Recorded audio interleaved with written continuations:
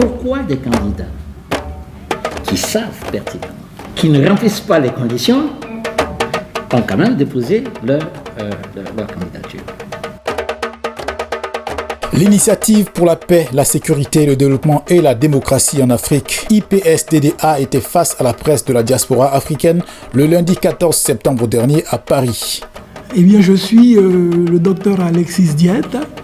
Je suis professeur de philosophie, je suis diplômé de l'université de Poitiers et je me suis consacré à la réflexion sur la démocratie depuis une dizaine d'années. Et donc, je suis heureux, j'interviens régulièrement sur le net pour éclairer les problématiques et j'ai créé un site dédié justement à la réflexion sur la démocratie, c'est cda.net. Je suis M. Soumaré Pierre Ali,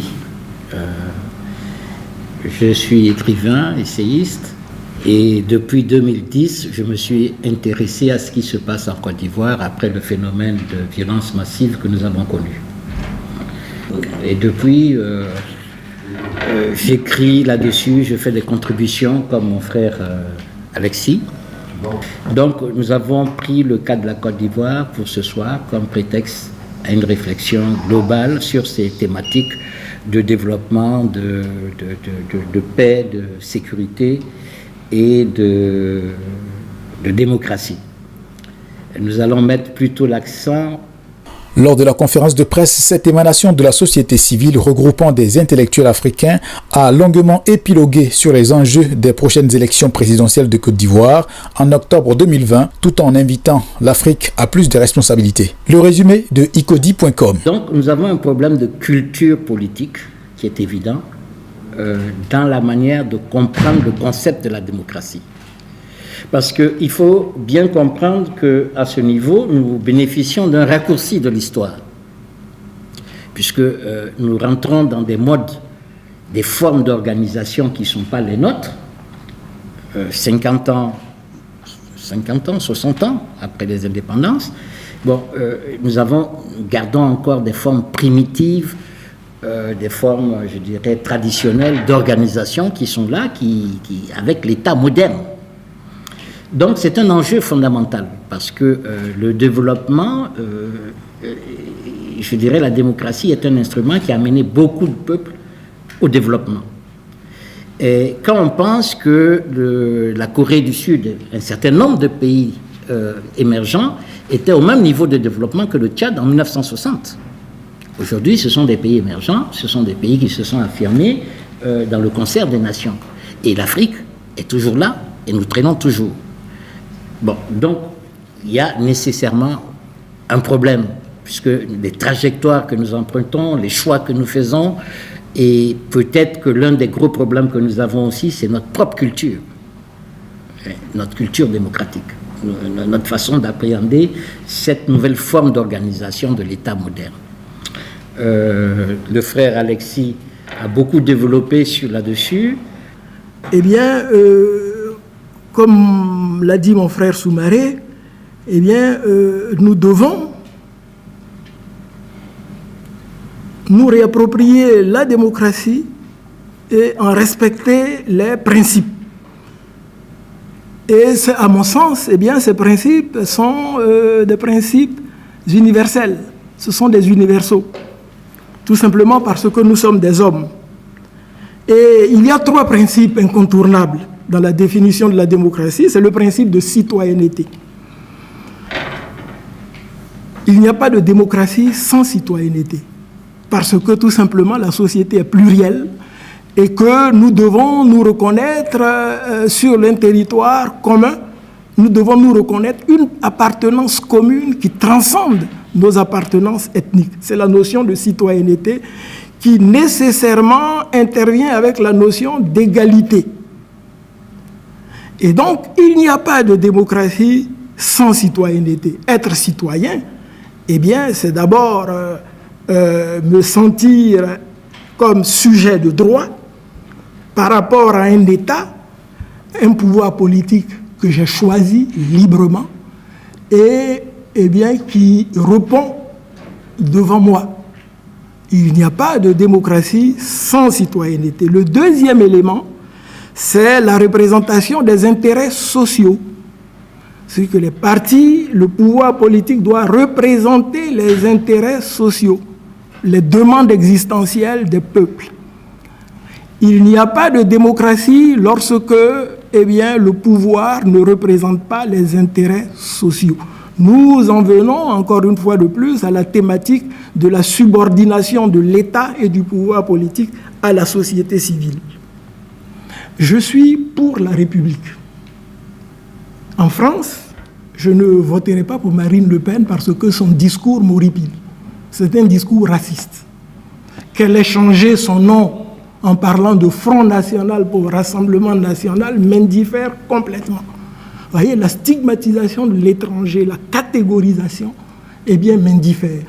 Et j'ai fait d'ailleurs quelques analogies entre le cas allemand, où l'AfD nazi, néo-nazi, fait face à la coalition SPD-CDU, et j'ai fait une analogie. Donc, d'après mes grilles de lecture, en Côte d'Ivoire, il y a un front identitaire qui se traduit dans le discours, dans les actions, et ce front identitaire anti-républicain, je le récuse. Je ne suis donc pas, on n'est pas récupéré par un pouvoir, mais selon ma grille de lecture purement scientifique, je considère qu'il y a, la République. J'ai d'ailleurs écrit sur Afi N'Guessan, pour que, justement, ils se définissent dans un socialisme du centre. Parce que notre tissu sociologique multiethnique ne peut pas supporter les extrémismes, et notamment les extrémismes confessionnels ou identitaires. J'ai donc pris parti pour la République. Et sur l'échiquier politique ivoirien, les coalitions et les partis qui se définissent dans la République ont a priori mon approbation. On retrouve dans nos textes de loi, à un moment donné, des idéologies ethno-nationalistes, jusqu'à l'utilisation de concepts dépourvus de toute notion juridique, tels que j'ai entendu parler de concepts culturels de l'ivoirité. Mais quand vous regardez la politique culturelle de la Côte d'Ivoire, vous ne trouvez aucune déclinaison. En revanche, quand vous allez dans les textes de loi, vous retrouvez la version politique de ce concept. Donc scientifiquement, lorsque vous regardez les traces matérielles, c'est un discours politique et populiste, et c'est une imposture. En Côte d'Ivoire, il faut combattre l'impunité. Alors j'entends aussi parler de réconciliation, mais une réconciliation dans l'impunité, ce que les gens demandent. Alors, vous voyez, il y a eu des dictatures. L'objectivité m'oblige à dire tout simplement que la Côte d'Ivoire n'était pas une dictature, c'était tout simplement un despotisme éclairé. Nous n'avions pas en Côte d'Ivoire l'état de Mobutu. Il faut être objectif. Vous voyez ? Et donc, lorsque je parle du parti unique de Félix Houphouët-Boigny, moi, j'ai vécu, j'ai eu une bourse, je ne connaissais personne. Vous voyez, j'ai été assisté par un État qui était autoritaire, mais j'ai eu l'impression que j'étais intégré dans une nation. J'ai rencontré une diversité ethnique dans les classes, des Oulaï, des Baoulés, des Dioula, Doumbia, et nous nous sommes reconnus comme appartenant à la même nation. Vous voyez, j'en ai retenu de cette époque une volonté de distinguer, de particulariser les cas qui ne sont pas partout pareils. La science, c'est lire le réel dans le contexte de sa particularité. La Côte d'Ivoire était... Donc j'ai fait ce type d'analyse. Et finalement, le modèle, il est fondé sur... Je finis tout de suite. Sur l'alliance, le modèle ivoirien, il est fondé sur l'alliance entre ethnie et modernité. Tradition et modernité. Et pour la convergence, ça donne le développement. Parce qu'il faut que les particularismes ethniques s'ouvrent au vent du large, à la modernité, pour construire une nation en progrès. Vous voyez? Et donc, lorsque le président parle de rattrapage ethnique, je ne crois pas, encore une fois de plus, qu'il dise de donner le pouvoir aux nordistes pour en exclure les sudistes. Ce qu'il dit, nous sortions d'une guerre civile et il a parlé de rééquilibrage en vue de l'inclusion des diverses parties de la nation. Vous voyez? Eh bien, c'est la lecture que j'en ai faite. Et le discours politique, depuis 2011, depuis avril 2011, et même bien avant, il n'est pas exclusionniste. J'oppose ce discours intégrateur, accompagné par un travail de modernisation et de redistribution des infrastructures, au discours exclusionniste du chef du PDCI qui dit qu'un baoulé reste baoulé. Je vous dis, je suis baoulé, je me sens citoyen avant d'être baoulé. Et ce chef partisan, je l'identifie plutôt comme un milliardaire qui n'est pas de la même classe que moi. Vous voyez, je n'y vois pas un Akan. Je suis Akan, citoyen. Et je me reconnais dans la fraternité avec les BT de Gagnoa.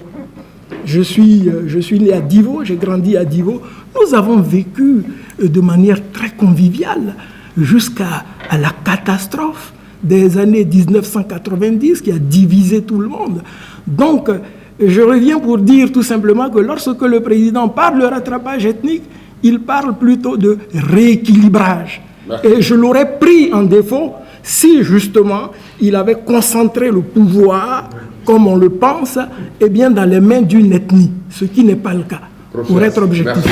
Les deux conférenciers ont clos la séance de travail du jour par l'actualité ivoirienne relative aux candidatures à la présidentielle d'octobre.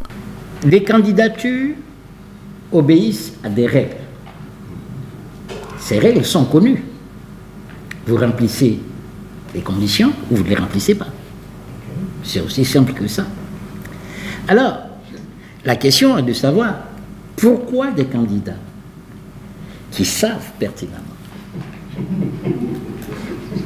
qui ne remplissent pas les conditions ont quand même déposé leur candidature. Je vais plus loin. Nous avons eu des candidats qui ont fait des chèques sans provision. Je pense que quand on candidate à une charge aussi haute, il y a un minimum. Et je suis pour qu'on légifère pour dire que ce type de candidats doivent être sanctionnés. Voilà. Parce que ce n'est pas normal. Bon. Alors, évidemment, il faut se poser des questions sur les motivations, les objectifs de ceux qui ont... Bon, alors, je sais qu'il y en a qui ont buté sur le parrainage. Bon. Vous m'avez cité Toikeuse, il y a quelqu'un qui a cité Toikeuse. Laurent Gbagbo, la candidature de Laurent Gbagbo a été rejetée. Oui. Alors, la candidature de Laurent Gbagbo a été rejetée. Il ne remplissait pas les conditions. C'est pas plus compliqué que ça. Il ne remplissait pas les conditions et il le sait. Alors, mieux, il a été ému et reconnaissant aux partis qui l'ont porté sans son consentement. Parce que vous y croyez. Bon, vous voyez, je pense qu'à ce niveau, on ne peut pas... Bon, il y a des objectifs, il y a des stratégies également sur le plan des procédures qui se poursuivent. Mais, sincèrement, la vie d'un parti, c'est quoi? L'investiture. Un candidat. Nous avons des écoles où il n'y a pas de démocratie. Dans ces partis politiques, il n'y a pas de démocratie. Voilà quelqu'un qui est candidat sans avoir été investi. Il n'y a pas eu de convention, il n'y a pas eu d'assemblée, il n'y a rien comme ça. Quelqu'un se lève et dit, bon voilà, vous êtes candidat. Sans même son consentement, sans même être informé. Apparemment, si j'écoute bien Maître Abiba. Bon, sincèrement, Qu'est-ce que vous voulez dire sur le plan juridique? Alors, la question n'est pas là. La question, c'est un gros problème en Côte d'Ivoire. Mais des arguments. Mais la CEI n'est pas là pour juger c'est pas une cour d'appel. C'est pas une cour d'appel. Elle n'est pas là pour juger de ce qui s'est passé avant. Elle a des textes de loi, point final. Et pareil pour le Conseil constitutionnel. Il va falloir quand même qu'on dépersonnalise la politique. C'est pas une question de personnalité, de personne.